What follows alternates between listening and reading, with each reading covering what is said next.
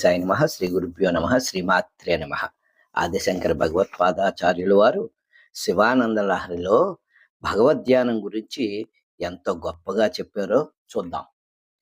నిత్యానంద రసాలయం సురముని స్వాంతాంబుజాతాశ్రయం స్వచ్ఛం సద్విజ సేవితం కలుష హృత్సద్వాస సద్వాసనా విష్కృతం శంభుద్యాన సరోవరం వ్రజ మనోహంసావతం సస్థిరం కిం క్షుద్రాశ్రయ పల్వల భ్రమణ సంజాతశ్రమం ప్రాప్స్యసి.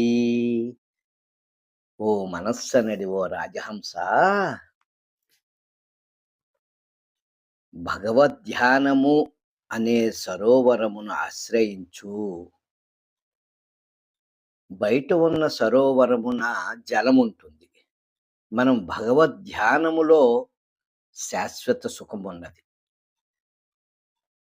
అది పద్మములకు ఆధారము. ఇది దేవతలకు మునులకు హృదయములకు ఆధారము.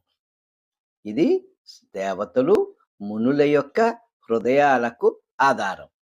అది పరిమళతో కూడి ఉన్నది. ఇది సద్వాసనలతో సంబంధింపబడి ఉన్నది. దానిని రాజహంసలు ఆశ్రయిస్తాయి. దానిని అంటే బయట ఉన్న సరోవరాన్ని. కానీ భగవద్ధ్యానము అనే మానస సరోవరం ఉంది చూశారు, దీనిని శిష్టజనులు ఆశ్రయిస్తారు.